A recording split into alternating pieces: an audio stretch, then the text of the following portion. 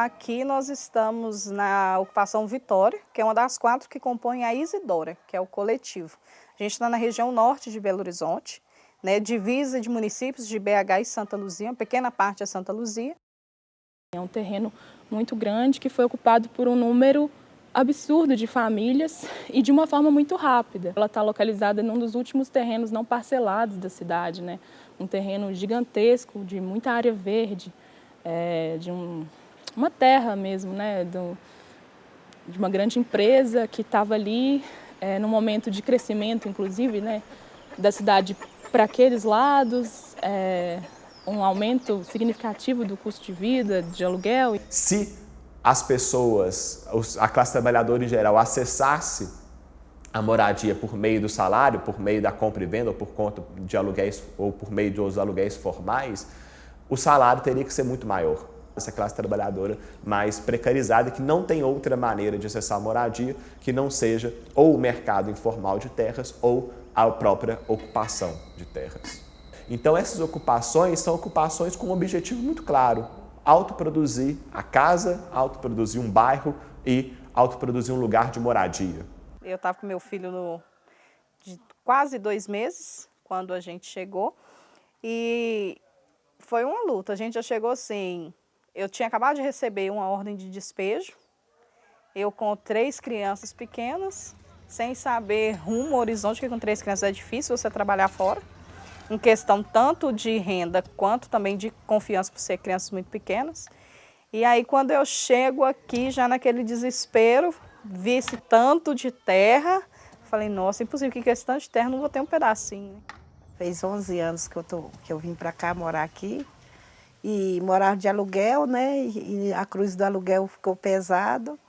Aí o primo do meu marido foi e falou, tem uma ocupação. Na época eles falavam invasão, né? Aí depois que a gente aprendeu que não é invasão, invasão é quando a gente invade a casa da pessoa. Agora é ocupação. Aí a gente veio para cá, para morar, sair da cruz do aluguel. E quando eu comecei, a gente começou no barracão de lona e madeirite. Os moradores aqui, tem uns que trabalham de reciclagem, outros trabalham de doméstico, outros de servente, né? Eu morava no bairro Juliana, também em Belo Horizonte, e eu morava de aluguel, né? E estava passando muita dificuldade, assim. E antes de eu ir morar de aluguel, eu era casada, meu esposo faleceu. Eu fui para o aluguel com minhas 3 filhas e 4 netos. E depois eu comecei a passar uma dificuldade e não estava tendo condições de manter o aluguel. Aí eu recebi uma proposta para mim poder vir para cá, que aqui eu ficaria mais próximo, que todo mundo me ajudaria.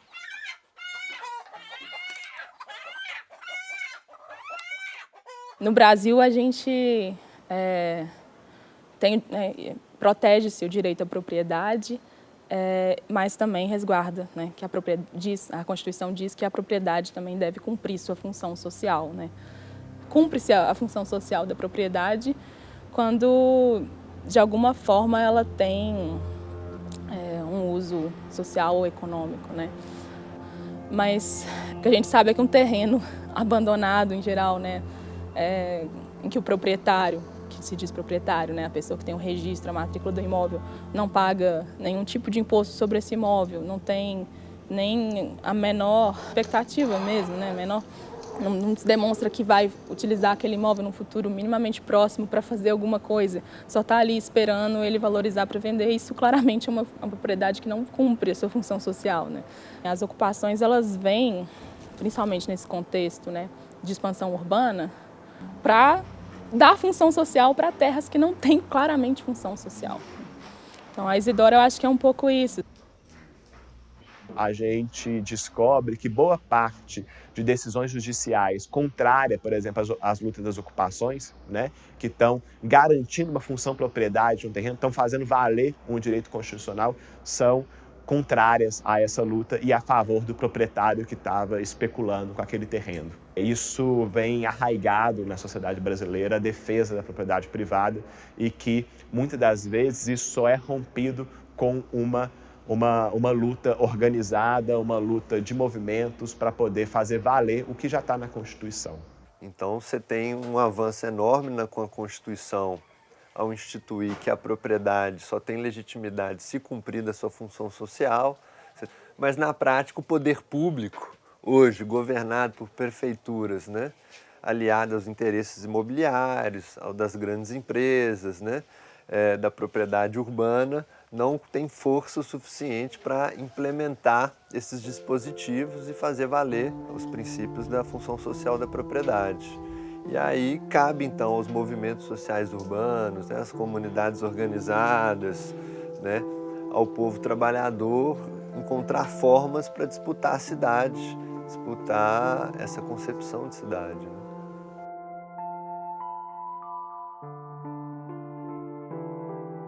Viver em territórios irregulares reproduz desigualdades, porque muitas vezes, ao você morar num território sem CEP, você não consegue um emprego. Você pode ter dificuldades e preconceitos na hora de acessar a saúde e acessar a educação. O território que você mora condiciona a forma como a polícia trata os moradores. Ela entra de rifle nas periferias e entra com a polícia cordial no centro das cidades. Então, essa relação não é diferente para as ocupações urbanas. Então, 2013, inicia-se, igual eu disse, a ocupação Rosa Leão. 2, 3 meses depois, a ocupação Esperança, que é aqui do lado.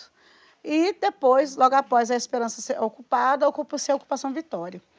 Com isso, em agosto de 2014, vem o primeiro ataque diretamente com o nosso aqui da comunidade, que foi a tentativa de reintegração de posse pela Força Armada do Estado. Então, mandaram 3.000 policiais para cá, para poder despejar a nossa comunidade. Cercaram, congelaram as escolas, congelaram as áreas, já está preparado mesmo para um massacre dentro do território.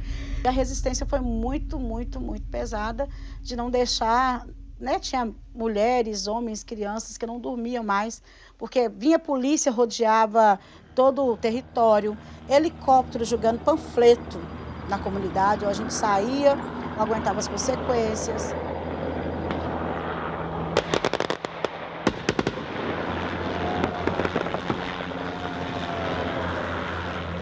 A ocupação foi toda cercada e a gente, junto, né, uma atuação em rede, junto com a Defensoria, com o Ministério Público, conseguiu suspender no último minuto o despejo através da vara da infância, né? O juiz da infância deu uma decisão suspendendo o despejo, exatamente considerando o direito das crianças, né? Assim, que seriam, né, levadas para algum lugar, ficariam sem aula, enfim.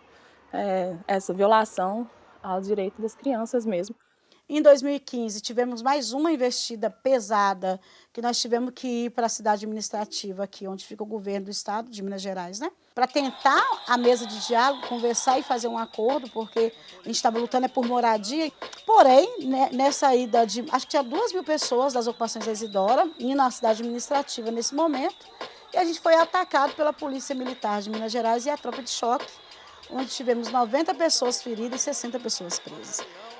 E foi um cenário de guerra mesmo na MG10, que é uma via principal aqui de Belo Horizonte, onde eles foram jogando a bala de borracha na gente, as bombas de gás lacrimogênio. Teve mães, teve mulheres que teve que esconder no cemitério que tem aqui local, na cova que estava aberto. Teve uma criança de 4 meses, a Alice, da Ocupação Esperança, que quase morreu, porque estava no carrinho de bebê, a bomba caiu no carrinho de bebê. Se a mãe não tira, ela tinha morrido. Nós temos ainda o chapéuzinho dela que está queimadinho, assim, a marca de queimado naquele momento. Então, assim, era a guerra da Força Armada do Estado contra o povo pobre, trabalhador, e que constrói a cidade, mas não tem direito de morar na cidade, naquele momento de 2015. E com isso nós fizemos centenas e centenas e centenas de manifestações, caminhadas a pé, 28 quilômetros a pé, saindo daqui, passando nas outras comunidades para ir para a Prefeitura de Belo Horizonte, para tentar diálogo. Acampamos na porta da Prefeitura, no Tribunal da Justiça, fomos a Brasília. Sinceramente, essa luta, quando a gente começa a falar e a resgatar, causa mais indignação na gente, porque a gente precisou fazer muito, mas muito, para estar aqui nesse momento, ainda tentando discutir um plano de urbanização para o território.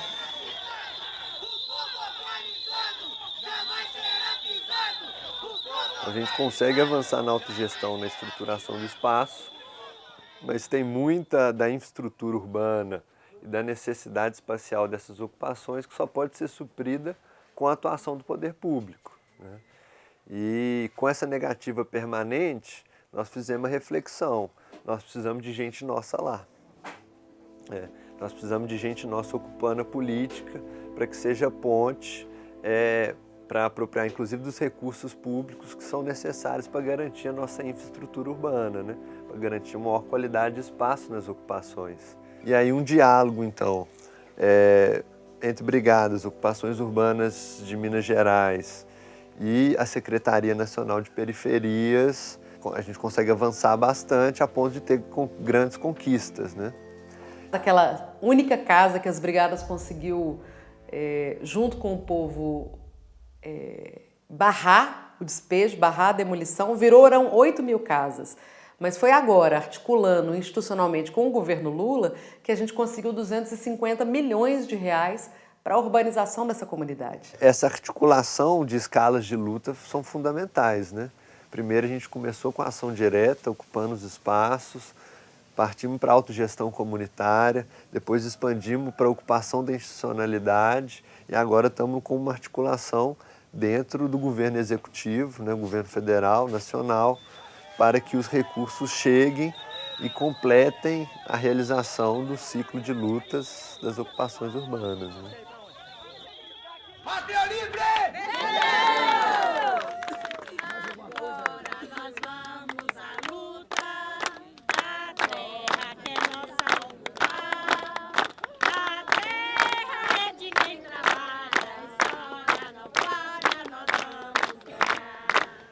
Mas a gente conseguiu dar a volta por cima. A gente não tremeu. A gente estava construindo e continua construindo a mesma coisa. E hoje em dia estou muito bem. E Rosilhão está sempre melhorando cada vez mais. Não tinha nada, certo mato, mas só matagal e bichos, insetos, na época, que nós ocupamos o terreno. Apareceu muita gente aí cismada a ser dono, mas nada aprovada. Então hoje em dia, graças a Deus, estamos muito bem. A tendência é melhorar cada vez mais. Nós estamos aqui na luta ainda, né? Graças a Deus, né? E cada dia melhor, que hoje nós já tivemos caminhão de lixo, né? E prometeu para nós que vai passar na segunda, quarta e sexta. Hoje foi o primeiro dia que ele passou, recolhendo os lixos. Hoje eu não mudaria daqui, porque assim, lá a gente tem horta, na minha casa tem horta, a gente, muitas coisas é colhida do meu quintal, banana, mamão, verduras, tudo é colhido, então, que a gente, né, plantou, né? Então, não mudaria daqui não, porque tem muitas coisas boas aqui dentro. Hoje, sim. Gosto muito daqui, do verde, do ar que respiramos. Meus filhos foram criados aqui praticamente, sem violência, sem nada, sem água, sem luz e sem nada, mas nós sobrevivemos. Nós somos guerreiros, todos nós aqui nós somos guerreiros. Eu cheguei aqui outra pessoa e com a luta de tanto apanhar, a gente começou a aprender. É como política. Nós nunca gostamos, nunca nos envolvemos, mas hoje nós entendemos que é necessário que a gente saiba e que a gente construa política. Então, os moradores entenderam também que as lutas, vamos daqui na prefeitura, não é só uma caminhada, daqui até lá a gente tem pautas, a gente tem que aprender. Porque quem melhor para defender o dono da casa a não ser ele mesmo? Então, quando a gente chegava na reunião, a gente já chegava preparado, alinhado, nós aprendemos a participar de reuniões. Então, que isso é muito importante. Geralmente as pessoas esperam que uma pessoa de uma comunidade simples e humilde, que ela chega lá que ela não sabe ouvir, que ela só grite, que ela não sabe o assunto que ela está falando. E a gente aprendeu a se comportar. A gente aprendeu a ouvir, mas principalmente a gente aprendeu a se impor.